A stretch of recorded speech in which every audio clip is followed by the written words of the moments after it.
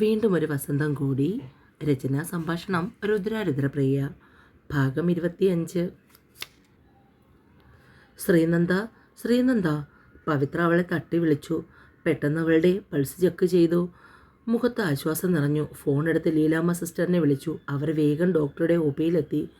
ഞാനൊന്ന് വാഷ്റൂം പോയി വന്നപ്പോഴേക്കും ശ്രീനന്ദ മയങ്ങിക്കിടക്കുന്നതാണ് കണ്ടത്. സന്തോഷിക്കാനുള്ള വകയാണ്. എന്തായാലും അയാളെ എടുത്ത് ബെഡിലേക്ക് കിടത്താം. ഞാനെന്തായാലും 2 സിസ്റ്റർമാരെ കൂടി വിളിക്കാം. ലീലാമ്മ സിസ്റ്റർ വേഗം മൊബൈലെടുത്ത് ആരുടെയൊക്കെയോ നമ്പർ ഡയൽ ചെയ്തു. 2 സിസ്റ്റർമാർ കൂടി അകത്തേക്ക് കയറി വന്നു. 3 പേരും കൂടി എടുത്താണ് ശ്രീനന്ദയെ ബെഡിൽ കിടത്തിയത്. മുഖത്തേക്ക് അല്പം വെള്ളം തളിച്ചപ്പോൾ തന്നെ അവൾ കണ്ണ് വലിച്ചു തുറന്നു. അപ്പോഴേക്കും ഡോക്ടർ പവിത്ര അവളുടെ കോട്ട് മാറ്റി, ചുരിദാറിൻ്റെ ടോപ്പ് മാറ്റി വയർഭാഗം പരിശോധിച്ചു തുടങ്ങി. അവൾ ചാടി എഴുന്നേൽക്കാൻ നോക്കിയതും ഡോക്ടർ അവളെ തടഞ്ഞു. വേണ്ട, അല്പം കൂടി കിടന്നോ, ക്ഷീണം കാണും. ഒരു ഇഞ്ചക്ഷൻ എടുക്കുന്നുണ്ട്. 1.5 മണിക്കൂർ കഴിഞ്ഞപ്പോൾ റിസൾട്ടുമായി നേരെ ഡോക്ടർ പവിത്രയുടെ ഒപ്പം മാർത്താണ്ഡൻ ഡോക്ടർക്ക് മുന്നിൽ വന്ന് നിന്നു. മാർത്താണ്ഡൻ ഡോക്ടർ അറിഞ്ഞുവെന്നുള്ളത് അവൾക്ക് വിഷമമായി. അവളുടെ മുഖഭാവം കണ്ടപ്പോൾ തന്നെ ഡോക്ടർക്ക് കാര്യം മനസ്സിലായി. ഇത്രയും ടെൻഷൻ ആകേണ്ട കാര്യമില്ല നന്ദ. അയാൾ അവളെ ചേർത്ത് പിടിച്ചു.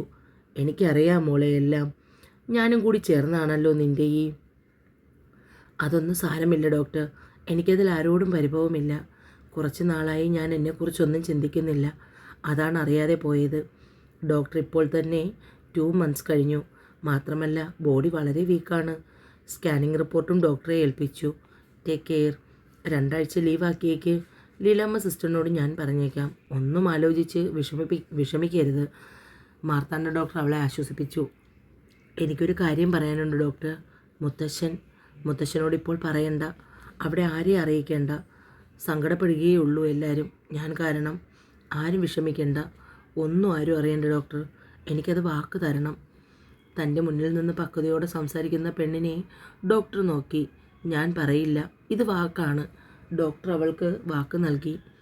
എൻ്റെ പെണ്ണേ, നീ ഇങ്ങനെ ചാടി ഓടാതെ പതിയെ നടക്ക്. നിൻ്റെ നടത്തം കണ്ടിട്ട് എനിക്ക് പേടിയാകുന്നു. നീലുവിൻ്റെ ഒപ്പം എത്താൻ പാടുപെട്ട് ശിവ പിന്നിൽ നിന്നും വിളിച്ചു. എൻ്റെ ശിവേട്ടാ, ഇങ്ങനെ പേടിക്കാതെ. ഇപ്പോൾ പ്രഗ്നൻസി പീരീഡ് ആഘോഷമാക്കണമെന്ന് കണ്ടിട്ടില്ലേ? ബേബി ഷവർ, സീമന്തം, റീൽസ്, നമ്മൾ പൊളിക്കുകയല്ലേ. എൻ്റെ ഈശ്വര, ഇതെന്തൊരു സാധനം. നീലിമ ശ്രാവൺ സിസ്റ്റർ വിളിക്കുമ്പോൾ അവൾ ശിവയോടൊപ്പം അകത്തേക്ക് നടന്നു. ഡോക്ടർ പവിത്ര അവരെ നോക്കി പുഞ്ചിരിച്ചു. വിശദമായ ചെക്കപ്പ് കഴിഞ്ഞിറങ്ങുമ്പോൾ ഏകദേശം 1 മണിക്കൂർ എടുത്തു. ഫാർമസിയിൽ നിന്ന് മെഡിസിൻ വാങ്ങി തിരിയുമ്പോഴാണ് ലീലാമ്മ സിസ്റ്ററിൻ്റെ ഒപ്പം പോകുന്ന നന്ദുവിനെ കാണുന്നത്. അവളെ പിന്നിട്ട് നന്ദു പോയിട്ടും നീലു പിന്തിരിഞ്ഞു നോക്കി നിന്നു. എവിടെയോ കണ്ടിട്ടുണ്ട്, പക്ഷേ എവിടെ? ആലോചിച്ച് അവൾക്ക് അടുത്തുകൂടി വന്ന ട്രോളിയിലിരിക്കാൻ പോയതും ശിവ അവളെ പതിയെ ചേർത്തു പിടിച്ചു. ഞെട്ടിപ്പോയി നീലു. അപ്പോഴാണ് അവളത് കണ്ടത്. നീലു, കളിയല്ല. നീ ഇപ്പോൾ ആ ട്രോളിയിലിടിച്ചേനെ. എവിടെ നോക്കിയാ നീ നടക്കുന്നേ?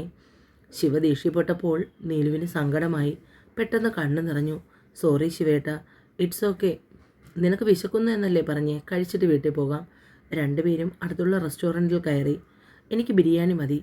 അവൾക്ക് ബിരിയാണിയും ശിവ ഊണും ഓർഡർ ചെയ്തു. കഴിച്ചു കഴിഞ്ഞിറങ്ങുമ്പോൾ അവൾ വീണ്ടും നന്ദുവിനെ കണ്ടു. ഇത്തവണ വിടാനുള്ള ഭാവമില്ലായിരുന്നു. ശിവ ബില്ല് പേ ചെയ്യുമ്പോൾ വേഗം അവളുടെ അടുത്തെത്തി. ഞാൻ തന്നെ എവിടെയോ കണ്ടിട്ടുണ്ട്, പക്ഷേ എവിടെയാണെന്ന് ഓർക്കുന്നില്ല. നീലിമ മുന്നിൽ വന്ന് നിന്നപ്പോൾ നന്ദുവിലൊരു നടുക്കമുണ്ടായി. ആരെയാണോ ഒരിക്കലും കാണരുതെന്ന് ആഗ്രഹിച്ചത് അയാൾ മുന്നിൽ വന്ന് നിൽക്കുന്നു. തല ചുറ്റുന്നതുപോലെ തോന്നി. നാവ് വരണ്ടുണങ്ങി. ആശ്രയത്തിനായി അവൾ അടുത്തുള്ള ചെയറിൽ പിടിച്ചു. മൊബൈലിൽ എന്തൊക്കെയോ പരതി ഒടുവിൽ അന്വേഷിച്ചത് കണ്ടെത്തിയ സന്തോഷത്തിൽ അവൾ നന്ദുവിനെ നോക്കി. സത്യപ്രകാശിൻ്റെ വൈഫല്ലേ ശ്രീനന്ദ? അതെ. തൊണ്ടയിൽ നിന്നും വാക്കുകൾ ഞെക്കി പുറത്തേക്കെടുത്തു. നന്ദു അവളുടെ മുഖത്ത് ആകമാനം കണ്ണോടിച്ചു. നിറഞ്ഞ സന്തോഷം. ഉന്തി നിൽക്കുന്ന വയറിൽ നോക്കി. ശ്രീനന്ദയ്ക്ക് എന്നെ മനസ്സിലായോ? അവളതിന് മറുപടി പറഞ്ഞില്ല. അപ്പോഴേക്കും ബില്ല് പേ ചെയ്ത് ശിവ അവളുടെ അടുത്തേക്ക് വന്നു. പോകാ നീലു? പോട്ടെ. നന്ദുവിനെ നോക്കി തലയാട്ടി നീലിമ പുറത്തേക്കിറങ്ങി. അവൾ അവിടെ തന്നെ തറഞ്ഞു നിന്നു. തിരികെ യാത്രയിലും നീലു മൗനമായിരുന്നു. എന്താടോ പെട്ടെന്ന് ഗ്ലൂമി ആയതുപോലെ? എന്താ, എന്തെങ്കിലും ബുദ്ധിമുട്ടുണ്ടോ? ശിവ ചോദിച്ചു. ശിവേട്ടനെ നമ്മൾ റെസ്റ്റോറൻറ്റിൽ വെച്ച് കണ്ടത് ആരെയാണെന്ന് മനസ്സിലായോ? ഇല്ല. എന്തേ? അത് സത്യയുടെ വൈഫാണ്. ഏത് സത്യ? മനസ്സിലാക്കാത്തതുപോലെ ശിവ ഒരിക്കൽ കൂടി ചോദിച്ചു. ഈശ്വര, ഇയാൾ ഇങ്ങനെയും മണ്ടനായിപ്പോയോ? ഈശ്വരമംഗലത്തെ ദ ഗ്രേറ്റ് സത്യപ്രതാപ വർമ്മ. അവൾ പറഞ്ഞു നിർത്തുമ്പോൾ ഞെട്ടലായിരുന്നു ശിവയുടെ മുഖത്ത്. നീലിമയെ കണ്ടപ്പോൾ താൻ എന്തിനാണ് ഓടി ഒളിക്കാൻ ശ്രമിച്ചത്? അതിനൊരു തെറ്റും ഞാൻ ചെയ്തിട്ടില്ലല്ലോ. ചോദ്യവും ഉത്തരവും ഒക്കെ കണ്ടുപിടിക്കുന്ന തിരക്കിലായിരുന്നു നന്ദു അപ്പോഴും. ആരുടെയും ഒന്നും താൻ തട്ടിപ്പറിച്ചിട്ടില്ല. ആർക്കും സ്വന്തമായതും താൻ സ്വന്തമാക്കിയതുമില്ല. പിന്നെന്തിനാണ് ആ പെൺകുട്ടിയുടെ മുന്നിൽ നിൽക്കാൻ തനിക്ക് നാണക്കേട് തോന്നിയത്? ഒന്നിനു പുറകെ ഒന്നായി ചോദ്യങ്ങൾ അവളെ അസ്വസ്ഥതപ്പെടുത്തിക്കൊണ്ടേയിരുന്നു. തനിയെ പൊക്കളാമെന്ന് പറഞ്ഞിട്ട് കേൾക്കാതെ മാർത്താണ്ഡൻ ഡോക്ടറാണ് വീട് വരെ ടാക്സിയിൽ പോയാൽ മതിയെന്ന് പറഞ്ഞ് സ്കൂട്ടി ഹോസ്പിറ്റലിൽ തന്നെ വെപ്പിച്ചത്. സത്യം പറഞ്ഞാൽ രമേശ് ചേട്ടനെ വിളിച്ച് തന്നെ കൂട്ടാൻ വരാൻ പറയാനിരിക്കുകയായിരുന്നു. അത്രമാത്രം ക്ഷീണം തോന്നി ശരീരത്തിന്. അമ്മയാകാൻ പോകുന്നു എന്ന വിവരം അറിഞ്ഞപ്പോൾ ആദ്യം മനസ്സ് തുള്ളിച്ചാടുകയായിരുന്നു. ഒരേ നിമിഷം തന്നെ സത്യയുടെ മുഖം ഓർമ്മ വന്നപ്പോൾ തന്നെ നിഷ്കരണം വലിച്ചെറിഞ്ഞ ആ നിമിഷത്തെ ശപിച്ചു. കണ്ണുകൾ പൂട്ടിയിരുന്നു. വീടെത്തിയെന്ന് ലീലാമ്മ സിസ്റ്റർ പറയുമ്പോൾ ബാഗും കയ്യിലെടുത്ത് ഇറങ്ങി. സിസ്റ്റർ വരുന്നില്ലേ? കോഫി കുടിച്ചിട്ട് പോകാം. വേണ്ട നന്ദു, ഞാൻ ഇറങ്ങുന്നില്ല, ഇനിയൊരിക്കലാകാം. Okay sister. സിസ്റ്ററിനോട് ബൈ പറഞ്ഞു അവൾ പിന്തിരിഞ്ഞ് നടക്കാൻ തുടങ്ങിയതും ലീലാമ്മ സിസ്റ്റർ കയ്യിലെ കവർ അവളെ ഏൽപ്പിച്ചു. ചില മെഡിസിനുകളാണ്, മാർത്താണ്ഡൻ ഡോക്ടർ പ്രത്യേകം തന്നതാണ് നിന്നെ ഏൽപ്പിക്കാൻ. അവളതും വാങ്ങി വീട്ടിലേക്ക് കയറി. ഉമ്മറത്ത് വല്യച്ഛനും അച്ഛനും അമ്മയും രമേശ് ചേട്ടനും എല്ലാം ഉണ്ടായിരുന്നു. എവിടെ മോളെ നിൻ്റെ സ്കൂട്ടി? എന്താ ലീലാമ്മ സിസ്റ്റർ വീട്ടിൽ കയറാത്തത്? അവളെ കണ്ടപാടെ അമ്മ ചോദ്യങ്ങൾ ഒന്നിച്ചു ചോദിച്ചു തുടങ്ങി. ഇതെന്താ നിൻ്റെ മുഖം വല്ലാതിരിക്കുന്നത്? അവളിപ്പോൾ വന്നല്ലേ ഉള്ളൂ ചെറിയമ്മേ, അതിനിടയ്ക്ക് ഇത്രയും ചോദ്യമോ? നന്ദു ഒന്നും മിണ്ടാതെ റൂമിലേക്ക് കയറിപ്പോയി. ബെഡിലിരുന്ന് കയ്യിലിരുന്ന പാക്കറ്റും ബാഗും മേശമേൽ വെച്ചു. അറിയാതെ അവളുടെ കണ്ണ് നിറഞ്ഞു. ഈശ്വരമംഗലത്തെ എല്ലാവരും ഒരുപാട് ആഗ്രഹിച്ചതാണ് തൻ്റെ കുഞ്ഞിനെ. അമ്മ ഇടയ്ക്ക് ചോദിക്കുമായിരുന്നു എന്താ മോളെ വിശേഷമൊന്നും ആവാത്തതെന്ന്. ഒരിക്കലത് ഏട്ടനോട് പറയുകയും ചെയ്തതാണ്. നമുക്ക് കുറച്ചുനാൾ കൂടി ഇങ്ങനെ പ്രേമിച്ച് നടക്കാം ശ്രീ, അത് കഴിഞ്ഞ മതി ഒരു കുഞ്ഞു ശ്രീനന്ദയോ സത്യയോ പോരെ. നന്ദുവിൻ്റെ മടിയിൽ കിടന്ന് അവളുടെ വയറിൽ ചുണ്ടു ചേർത്തൊരിക്കൽ സത്യ പറഞ്ഞത് നന്ദു ഓർത്തു. അവളുടെ കൈ അറിയാതെ ഇഴഞ്ഞ് വയറിലെത്തി. ഏതൊരു സ്ത്രീയും മനസ്സുകൊണ്ട് ആഗ്രഹിക്കുന്ന സന്തോഷിക്കുന്ന മുഹൂർത്തത്തിലാണ് താനും ഇപ്പോൾ എത്തി നിൽക്കുന്നത്. പക്ഷേ തനിക്ക് മനസ്സറിഞ്ഞ് സന്തോഷിക്കാൻ കഴിയുന്നില്ല. തൻ്റെ പ്രിയപ്പെട്ടവൻ്റെ സാമീപ്യമില്ലാതെ ഇങ്ങനെ ഒരവസ്ഥ ഉണ്ടാകുമെന്ന് ഒരിക്കൽ പോലും ചിന്തിച്ചില്ല. വാതിൽ തള്ളി തുറന്ന് അമ്മ അകത്തേക്ക് കയറി. നന്ദു പെട്ടെന്ന് മുഖം അമർത്തി തുടച്ചു. എന്താ മോളെ നിൻ്റെ മുഖം വല്ലാതിരിക്കുന്നേ? നീ എന്തിനാ കരഞ്ഞത്? അമ്മയോട് പറയടി. ഈശ്വര, ആണും പെണ്ണുമായിട്ട് നീ ഒന്നിനേ തന്നുള്ളൂ. അതിൻ്റെ കണ്ണുനീര് കാണാനാണോ ഞങ്ങൾ രണ്ടുപേരെ ഇങ്ങനെ ഭൂമിയിൽ ബാക്കി വെച്ചേക്കുന്നത്? സുഭദ്ര തോളിൽ കിടന്ന് തൂർത്തെടുത്ത് മൂക്ക് പിഴിഞ്ഞു. കുറച്ച് ദിവസമായി ഞാൻ ശ്രദ്ധിക്കുന്നു. ആകെ ഒരു മടുപ്പ്, ഒന്നിനും ഒരു ഉഷാറില്ല. ഭക്ഷണവും നേരെ കഴിക്കുന്നില്ല. ഇതെല്ലാം ആദ്യമേ പറഞ്ഞതല്ലേ ഞങ്ങൾ. അപ്പോൾ നീ ഒന്നും സമ്മതിച്ചില്ല. അന്ന് അവനുമൊത്തുള്ള വിവാഹം മതിയെന്ന് ഒറ്റ കാലിൽ നിന്നത് നീയാണ്. പിന്നീടുള്ള നിങ്ങളുടെ സന്തോഷം നിറഞ്ഞ ജീവിതം കണ്ടപ്പോൾ അതെന്നും എൻ്റെ മകൾക്ക് നിലനിർത്തി കൊടുക്കണേ എന്ന് മാത്രമേ ഞങ്ങൾ പ്രാർത്ഥിച്ചിട്ടുള്ളൂ. പക്ഷേ ഈശ്വരൻ നമ്മുടെ പ്രാർത്ഥനകളൊന്നും ചെവിക്കൊണ്ടില്ല. എൻ്റെ കുഞ്ഞിനെ ഒരു അനാഥയെപ്പോലെ ആ വീട്ടിൽ നിന്ന് ഇറക്കി വിട്ടു. ഒരാൾ പോലും തിരിഞ്ഞു നോക്കുക പോലും ചെയ്തില്ല. ആർക്കു വേണ്ടെങ്കിലും എനിക്കും അച്ഛനും നിന്നെ വേണം. ഞങ്ങളുടെ കണ്ണടയോളം ഞങ്ങൾ നോക്കും. അത് കഴിയുമ്പോൾ എന്തെന്ന് ഈശ്വരൻ തീരുമാനിച്ചിട്ടുണ്ടാകും. ഒരു കണക്കിന് എല്ലാം ഇവിടം കൊണ്ട് അവസാനിച്ചത് നന്നായി. ഒരു കുഞ്ഞുകൂടി ഉണ്ടായിരുന്നെങ്കിൽ എന്ത് ചെയ്യുമായിരുന്നു? അതിനെയും കൊണ്ട് എവിടെയെങ്കിലും. ഭഗവാൻ കാരുണ്യം കാട്ടി. എന്തായാലും അവന് നിന്നെ വേണ്ടെന്ന് വെച്ചു. ഇനിയും നിനക്കൊരു ജീവിതം ഉണ്ടാകും. അധികം പ്രായമൊന്നും ആയിട്ടില്ലല്ലോ. അമ്മ എന്തൊക്കെയായി പറഞ്ഞു കയറി പോകുന്നത്? എൻ്റെ ജീവിതത്തിൽ ആ മനുഷ്യനല്ലാതെ മറ്റൊരാൾ എൻ്റെ ഭർത്താവിൻ്റെ സ്ഥാനത്ത് കാണില്ല. അയാൾക്ക് എന്നെ വേണ്ടെങ്കിൽ വേണ്ട. പക്ഷേ എന്ന് പറഞ്ഞ് എനിക്ക് അയാളെ വേണ്ടെന്ന് വയ്ക്കാൻ കഴിയില്ല. പിന്നെ നീ ഉള്ള കാലം അവനെക്കുറിച്ച് ഓർത്തുകൊണ്ട് കഴിയുമെന്നാണോ തീരുമാനിച്ചിരിക്കുന്നത്? അമ്മയും മകളും തമ്മിലുള്ള വാഗ്വാദം കേട്ടുകൊണ്ടാണ് വല്യച്ഛനും അച്ഛനും രമേശനും മുറിയിലേക്ക് കയറി വന്നത്. എൻ്റെ സുഭദ്രയെ, അവൾ വന്ന് കയറിയല്ലേ ഉള്ളൂ. അതിനിടയ്ക്ക് നീ ഓരോന്നും പറഞ്ഞ് വഴക്കുണ്ടാക്കാൻ നിൽക്കാതെ ഇങ്ങോട്ട് വന്നേ. വല്യച്ഛൻ അമ്മയോട് സമാധാനത്തിലാണ് പറഞ്ഞു തുടങ്ങിയത്. ഈ വക കാര്യങ്ങളൊക്കെ സംസാരിക്കാൻ നമുക്ക് ഇനിയും സമയമുണ്ട്. നമ്മളെല്ലാവരും കൂടി പറഞ്ഞാൽ അവൾ കേൾക്കും. ഇല്ല വല്യച്ഛ, ഇനി ഒരു വിവാഹത്തെക്കുറിച്ച് ആരും എന്നോട് സംസാരിക്കേണ്ട. എൻ്റെ ജീവിതത്തിൽ ഇനി മറ്റൊരു പുരുഷൻ കടന്നു വരില്ല. മോൾ ഹോസ്പിറ്റലിൽ നിന്നും വന്നതല്ലേ ഉള്ളൂ, റെസ്റ്റ് എടുക്ക്. ഇക്കാര്യങ്ങളൊക്കെ സംസാരിക്കാൻ ഇനിയും ഒരുപാട് സമയമുണ്ടല്ലോ. അച്ഛൻ ഇടയ്ക്ക് കയറി. അപ്പോഴേക്കും രമേശൻ്റെ കയ്യിലിരുന്ന ഫോൺ ശബ്ദിച്ചു. ഹലോ സിസ്റ്ററെ. രമേശ, ഞാൻ ലീലാമ്മയാണ്. നന്ദു പറഞ്ഞ കാര്യങ്ങളൊക്കെ അറിഞ്ഞു കാണുമല്ലോ. അവളുടെ ബോഡി വളരെ വീക്കാണ്. നല്ലതുപോലെ ശ്രദ്ധിക്കണം. നാളെ ഹോസ്പിറ്റലിലേക്ക് ഓട്ടോയിലും ബസ്സിലും ഒന്നും കയറ്റിവിടാൻ നിൽക്കണ്ട. സിസ്റ്റർ പറയുന്നത് എന്താണെന്ന് എനിക്ക് മനസ്സിലായില്ല. അപ്പോൾ നന്ദു ഒന്നും പറഞ്ഞില്ലേ? അവൾ പ്രഗ്നൻ്റ് ആണ്. ഇന്ന് ഹോസ്പിറ്റലിൽ വെച്ച് അൺകോൺഷ്യസായി. അപ്പോഴാണ് കാര്യങ്ങൾ അറിഞ്ഞത്. 2 months കഴിഞ്ഞു. അവൾ ആകെ ടെൻസ്ഡാണ്. ശ്രദ്ധിക്കണേ. ഫോൺ കട്ടാക്കി രമേശൻ നോക്കുമ്പോൾ ചെറിയമ്മ നന്ദുവുമായി ഒരേ വാക്കുതർക്കത്തിലാണ്. ഒടുവിൽ നിവർത്തിയില്ലാതെ രമേശൻ റൂമിലേക്ക് കയറി. ചെറിയമ്മ ഒന്ന് നിർത്തുന്നുണ്ടോ? അവൾക്ക് സുഖമില്ലാതെയാണ് ഹോസ്പിറ്റലിൽ നിന്ന് വന്നത്. സുഖമില്ലാതെയാണ് വന്നതെന്നോ? നീ എന്തൊക്കെയാ രമേശ ഈ പറയുന്നത്? ഞാനും ഇത്രയും നേരം കൊണ്ട് അവളോട് അതല്ലേ ചോദിക്കുന്നത്. ചെറിയമ്മ, അവൾ ഗർഭിണിയാണ്. അവൾക്ക് സമാധാനം കൊടുക്ക്. ബോഡി വളരെ വീക്കാണ്. ലീലാമ്മ സിസ്റ്ററാണ് ഇപ്പം എന്നെ വിളിക്കുമ്പോൾ കാര്യം പറഞ്ഞത്. അതുവരെ പൊട്ടിത്തെറിച്ചുകൊണ്ട് നിന്ന സുഭദ്ര, ആണോ അമ്മയുടെ പൊന്നെ, ആഞ്ഞു പുൽകി അവളെ. ആ സന്തോഷം അച്ഛനിലും വല്യച്ഛനിലും രമേശനിലും പകർന്നു. എല്ലാവരും ആ വാർത്ത സന്തോഷം നിറഞ്ഞതായിരുന്നു.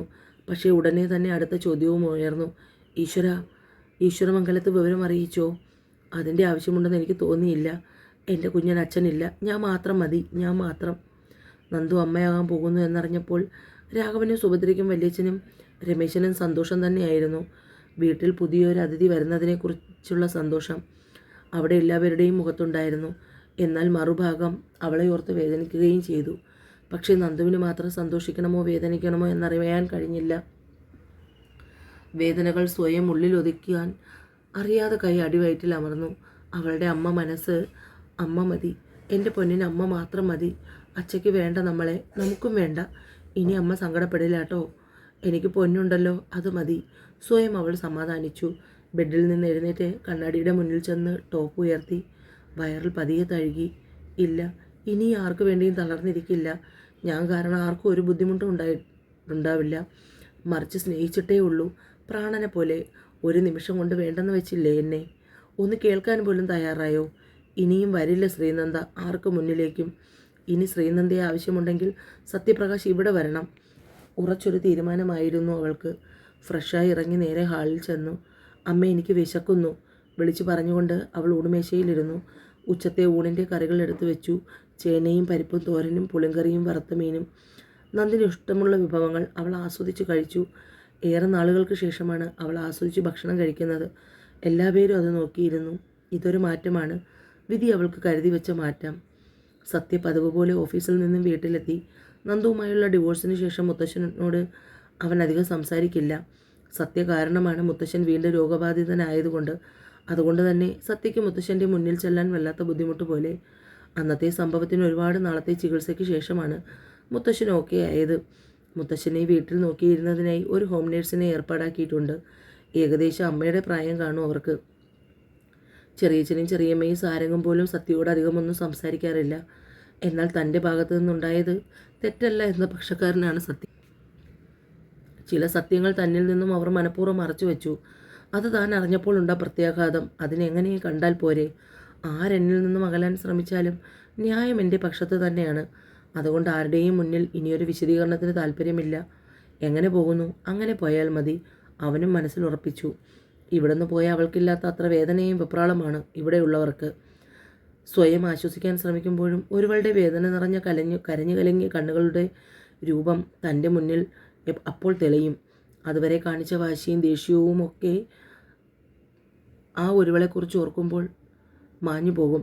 എങ്കിലും തോൽക്കാൻ വയ്യ. എല്ലാവരും ചേർന്ന് മനഃപൂർവ്വം പറ്റിച്ചതുപോലെ ഒരു തോന്നൽ. അതിനവളും കൂട്ടുനിന്നു. അതാണ് സഹിക്കാൻ കഴിയാതെ പോയത്. റൂമിൽ ചെന്ന് ഫ്രഷായി പുറത്തേക്ക് ഇറങ്ങി വരുമ്പോൾ അമ്മ കഴിക്കാനായി ഭക്ഷണം എടുത്തു വെച്ചു കഴിഞ്ഞു. ഒന്നും മിണ്ടിയില്ല. നേരെ ചെന്നിരുന്ന് ഭക്ഷണം കഴിച്ചു. അമ്മയുടെ മുഖഭാവം കണ്ടപ്പോൾ മനസ്സിലായി എന്തെല്ലാമോ തന്നോട് ചോദിക്കണമെന്ന്. അത് മനസ്സിലായതുകൊണ്ട് ആ ഭാഗത്ത് ശ്രദ്ധിച്ചതേയില്ല. കാരണം എന്നും തനിക്കിപ്പോൾ കേൾക്കുന്ന പല്ലവിയാണ്. നന്ദുവിൻ്റെ ഗുണഗണങ്ങൾ ഓരോന്നായി എണ്ണി എണ്ണി പറഞ്ഞ് കരയുക എന്നത് അമ്മയുടെ ശീലമായി മാറിയിട്ടുണ്ട്. ഒടുവിൽ ഒരു ദിവസം വെട്ടി തുറന്നു തന്നെ പറഞ്ഞു, അമ്മ എന്നോട് എന്നും ഇങ്ങനെ അവളുടെ കാര്യം പറയണമെന്നില്ല. എനിക്ക് കേൾക്കാൻ ഒട്ടും താല്പര്യമില്ല. നിങ്ങളൊന്നും കരുതുന്നത് പോലെ നിങ്ങളുടെ മോൾ അവിടെ വിഷമിച്ച് കരഞ്ഞു വിളിച്ചിരിക്കുന്നൊന്നുമില്ല. അവൾ വീണ്ടും ഹോസ്പിറ്റലിൽ ജോയിൻ ചെയ്തു പോകാൻ തുടങ്ങി. നിങ്ങൾക്കൊക്കെയാണ് ഇപ്പോഴും അവളെക്കുറിച്ച് ചിന്തിച്ചുകൊണ്ടിരിക്കുന്നത്. പക്ഷേ അവൾ നിങ്ങളെയെല്ലാം എപ്പോഴേ മറന്നു എന്നാണ് എനിക്ക് തോന്നുന്നത്. പറഞ്ഞുകൊണ്ട് ഭക്ഷണം കഴിച്ചു മതിയാക്കി സത്യ എഴുന്നേറ്റ് റൂമിലേക്ക് പോയി. അവളില്ലാത്ത ശൂന്യതയുമായി താരതമ്യപ്പെട്ടു പോകാൻ താനിപ്പോൾ എന്നേ പഠിച്ചു കഴിഞ്ഞു. എന്നാൽ പോലും ഇവിടെ നിന്ന് പോയിട്ട് ഇതുവരെ അവൾ തന്നെ ഒന്ന് വിളിച്ചു പോലുമില്ല. അത്രമാത്രം ഞാൻ അവൾക്ക് അന്യനായി കാണും. എല്ലാ പേരും കൂടി എന്നിൽ നിന്ന് എന്തൊക്കെയോ മറച്ചു പിടിക്കാൻ ശ്രമിച്ചു. അവൾക്കെങ്കിലും എല്ലാം എന്നോട് തുറന്നു പറയാമായിരുന്നു. ചുമരിൽ തൂക്കിയ വിവാഹ ഫോട്ടോ കയ്യിലെടുത്തു. അതിൽ ചിരിച്ചുകൊണ്ടിരിക്കുന്ന അവൻ്റെ രൂപം കണ്ടപ്പോൾ അവന് തന്നെ പുച്ഛം തോന്നി. എന്നാൽ തൊട്ടടുത്ത് നിൽക്കുന്ന നന്ദുവിൻ്റെ മുഖത്തെ പരിഭ്രമമായിരുന്നു. അവിടെ പുഞ്ചിരിയോ സന്തോഷമോ ഒന്നും കണ്ടില്ല. ഇവിടെ മുഴുവൻ അവളെക്കുറിച്ചുള്ള ഓർമ്മകളാണ്.